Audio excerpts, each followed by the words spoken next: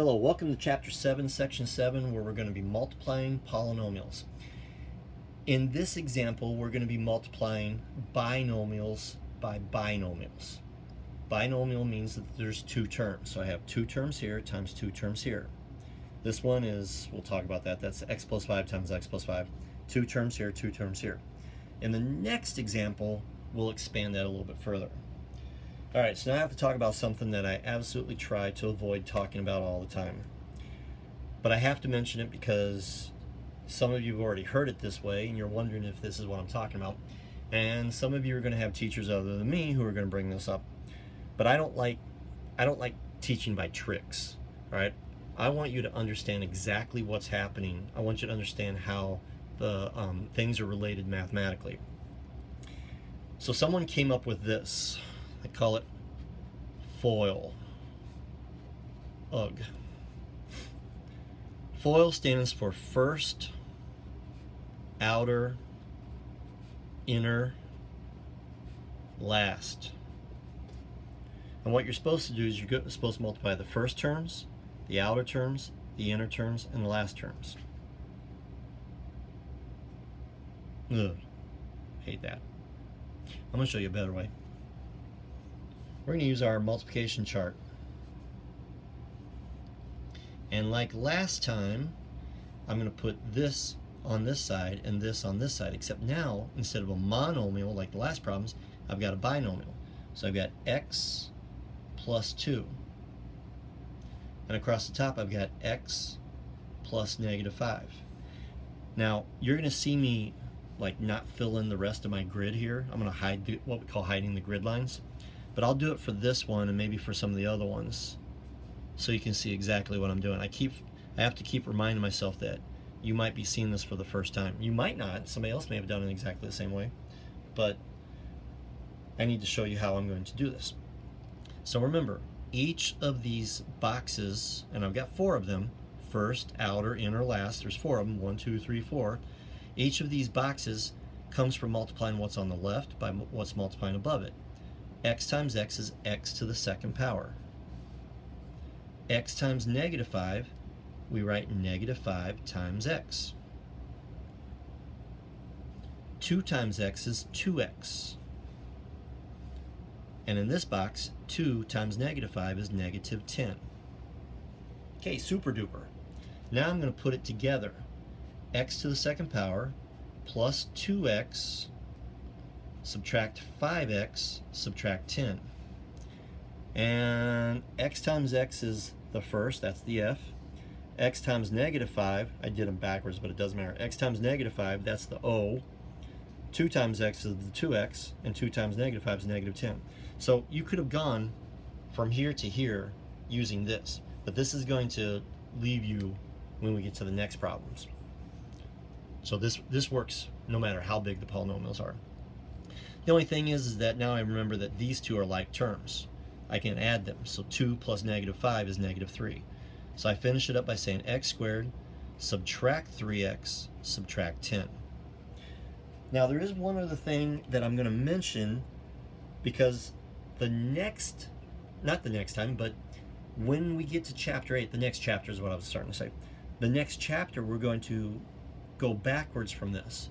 I'm going to give you this, x squared subtract 3x subtract 10, and you're going to need to give me this. So this time we're multiplying, we're going to go forward. In chapter 8, we're going to go backwards to get from here to here. And it's very, very helpful if we understand this as a multiplication chart when we figure that out. All right, I'll keep working out the rest of them.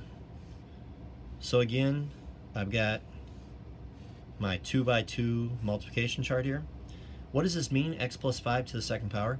It means x plus 5 multiplied by x plus 5. You're just multiplying x plus 5 by itself. X times x is x to the second power. X times 5, or 5 times x, is 5x. And check this out, this is kind of cool. So's this one, 5 times x is 5x.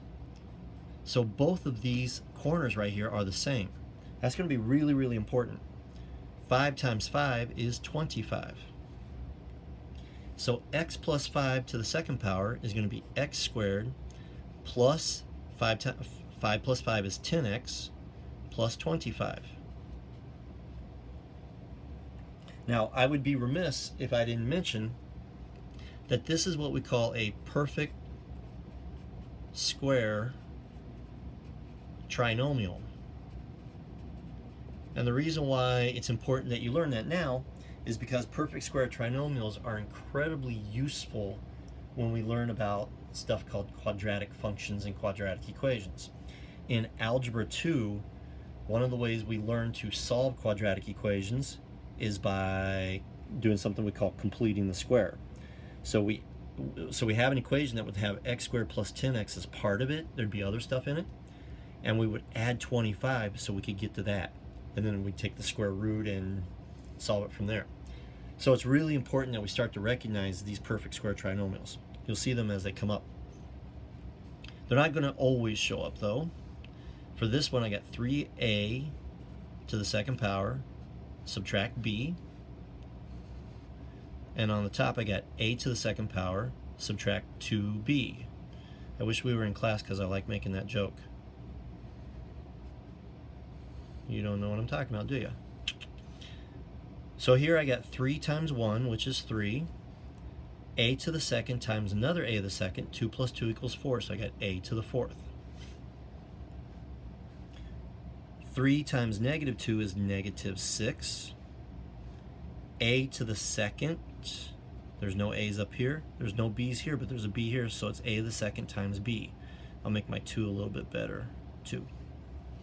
Now it looks worse. Just remember it's 2. Here I have negative b times a to the second. Remember, we put our letters for our variables in alphabetical order. So I'm going to do negative a to the second b. And what's cool about that is that by putting in alphabetical order, now I can recognize that this is a like term with that. Let's finish this one up. Negative b times negative 2b. A negative times negative is a positive. So you get positive 2. B times b is b to the second power. So put them all together into my polynomial. I get 3a to the fourth power. Subtract a to the second b, that's that one. Subtract 6a to the second b. These two I'm going to put together. Plus 2b to the second power. And when I add like terms here, I get 3a to the fourth, subtract 7a to the second b, plus 2b to the second power.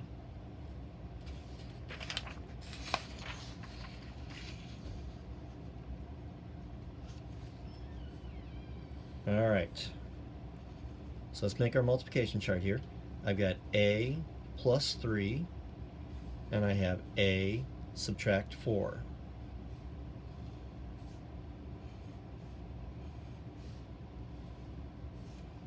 A times a is a to the second power. A times negative 4 is negative 4a. 3 times a is 3a.